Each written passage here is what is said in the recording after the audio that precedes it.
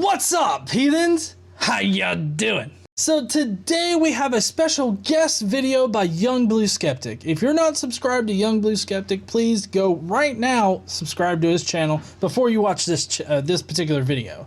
Now, he's going to be going over this video by RichieFromBoston. Without a doubt, I lost a lot of subscribers when I decided to tell people what I thought of the shape of the Earth. It is what it is. It is what it is. If you are sincerely and honestly looking for truth, you're gonna come into this arena. Do you see what I'm saying? So yes, Young Blue Skeptic is going to be talking about the reason why Flat Earth is important. So I hope that you'll stay tuned and subscribe to Young Blue Skeptic.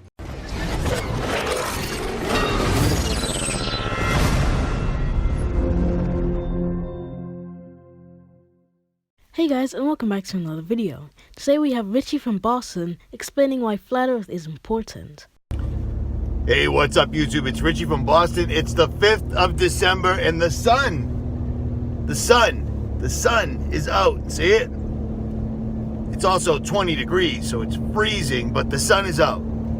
The moon is 250,000 miles away, give or take, they tell us. The sun is 93 million miles away, give or take, they tell us. But yet, somehow, when you look at the moon and the sun, they're the exact same size. I personally think that what was just said there is absolutely absurd. Have you never heard of perspective? These two objects, a chocolate coin and a moon globe, look about the same size. But putting the two objects together shows how different their sizes are. The moon globe is way bigger than the chocolate coin, just like the sun is way bigger than the moon. The only reason why they look the exact same size is because the moon is 400 times closer to the Earth and 400 times smaller than the sun. As a matter of fact, the moon can pass in front of the sun and perfectly block it out. Completely, totally, 100%. That's just a coincidence. Okay. Just a complete and total utter coincidence. I did a video the other night, once again standing on the ocean, and I was videotaping the moon rising right off of the horizon above the Atlantic. It was coming up above the ocean. Which is also a physical impossibility on a flat Earth, but go figure. And it was enormous, absolutely enormous. And it was also completely and totally illuminated. And yet, the sun, and I used a compass to show you all these things, the sun had just set 1 hour prior. The sun just set 1 hour prior. Directly behind me, exactly 180 degrees behind me. So the moon was rising in the east, the sun had set an hour ago in the west, and yet somehow the moon's reflecting the sun's light perfectly and there's no shadow. This is where a flat earther's two-dimensional thinking comes into play. You didn't see a shadow because the Earth, Moon and Sun weren't perfectly aligned, and this is what I mean by two-dimensional thinking. Flat earthers envision the Earth-Moon system as a flat disk in 2 dimensions, and whenever the moon is aligned with the Earth and Sun in one axis, there must be a solar eclipse. What they don't know, or seem to just ignore, is the fact that the Earth, Moon and Sun need to be aligned on all 3-dimensional axes in order for a solar/lunar eclipse. That's how they work. If the moon's here, and the sun's here, and the Earth is in the middle, there's gonna be a shadow. Like most flat earthers, he doesn't know the true scale of the Earth-Moon system. This is a 2-scale image of the Earth and Moon. A few hundred kilometers in the X, Y, or Z axes would be enough that the moon is full and not shadowed by the Earth. The moon also orbits 5 degrees relative to the Earth's plane. 5 degrees might not sound like much, but it makes a big difference when applied to the Earth-Moon scale. It's the reason why we don't have eclipses every month. And yet there isn't. And do you know why? Because the moon is its own illumination source. This is easily debunked by the moon itself. Solar eclipses show a dark, black shadow moving over the disk of the sun. And lunar eclipses obscure the sun's light from hitting the moon. Now, if the moon was its own luminary, that wouldn't be a problem. But it's not, so we get a shadow casted on the moon's surface. The moon isn't something that we can land on, which is why they never have landed on it, which is why this great, big bullshit story has been going on for so very long. We visited the moon, left mirrors, and then we can bounce lasers off those mirrors. Yada yada yada, same thing over and over again, gets boring. Out of the blue, a president whose death was also another enormous conspiracy. Let me guess, John F. Kennedy. President Kennedy tells us we're going to go to the moon not because it's easy, but because it's hard. And then a year later, we're doing it. And then we do it, and then we do it, and we do it, and we do it, and we do it, and we do it. And then suddenly we don't do it anymore at all. And then years go by, and people start asking, why don't we go back to the moon? Well, shit, why don't we go back to the moon? Oh, because we lost all the information. We don't know how to go back to the moon. We haven't been back to the moon because of funding. NASA simply doesn't have enough money to spend on trying to go back to the moon. Ever since the presidency of John F. Kennedy, we've lost interest in the moon, and therefore funding has been cut for NASA and space and science research.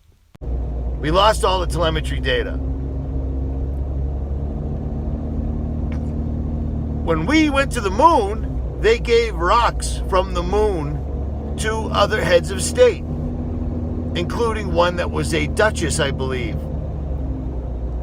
And the rock turned out to be petrified wood. Now, why would NASA be giving away petrified wood claiming it was moon rocks? Doesn't that seem strange? A sample of petrified wood was given to the Dutch Prime Minister as a gift from the American ambassador. This just so happened to happen at the same time that they were giving out the moon rocks. So why am I even talking about any of this at all? Because according to science, according to the elites, according to NASA, according to the experts, you have to have faith in them that everything is as they say it is. Even though when you simply look with your own two eyes at the horizon,